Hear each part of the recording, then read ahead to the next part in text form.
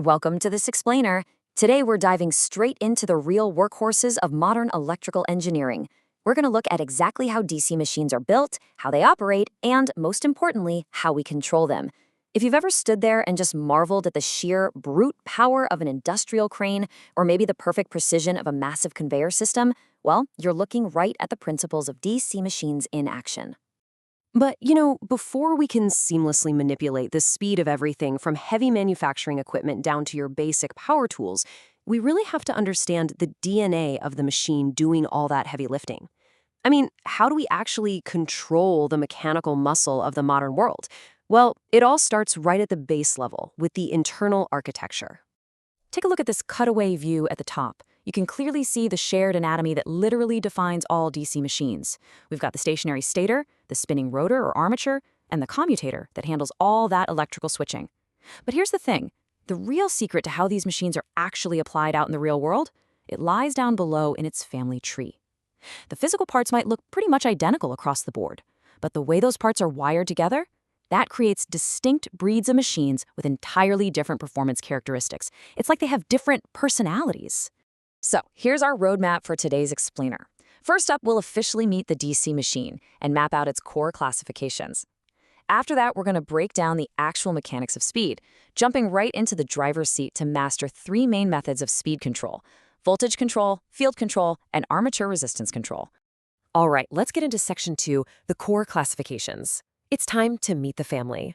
So our family tree splits into two main branches, and this is entirely based on how the machine generates its magnetic field, a process we call excitation. Over on one side, we've got separately excited machines. These literally require an entirely separate external DC power source just to energize their field winding. And on the flip side, we have self-excited machines. These are beautifully self-reliant. They pull power directly from their own armature to generate that necessary magnetic field. No outside help needed. Now, zooming in on that self-excited branch, notice how the internal wiring totally dictates the motor's behavior. On the left here, we have the shunt DC machine.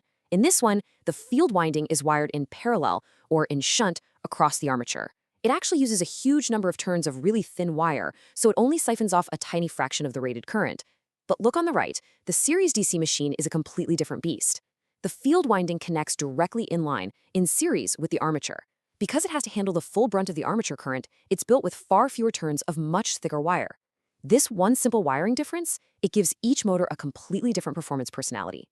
Okay, but what happens when you mash the two together? You get the compound motor. This is the true hybrid of the family.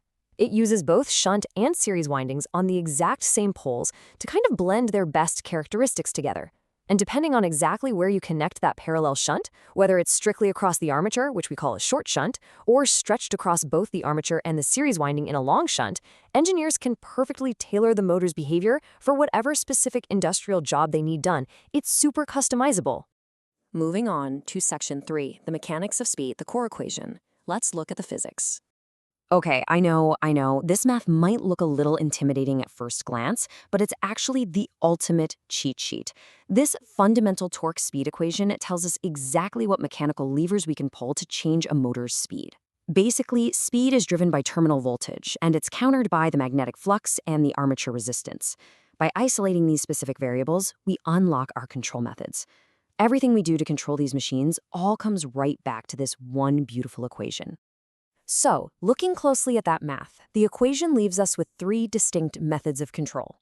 Lever number 1, tweaking the terminal voltage fed into the armature. Lever number 2, adjusting the magnetic field or flux. And lever number 3, changing the physical resistance in the armature circuit.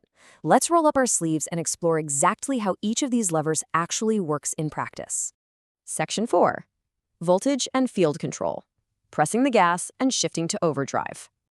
Think of armature voltage control exactly like pressing the gas pedal in your car. While the resistance and the field current stay perfectly constant, we just push up that terminal voltage. Notice how the parallel lines on this graph literally just shift straight upward? This provides a wonderfully smooth, linear acceleration, taking us from 0 all the way up to the motor's rated base cruising speed. But what if you need to go faster than the motor's rated base speed? You can't just keep cranking up the voltage, right? You'd completely destroy the machine's insulation.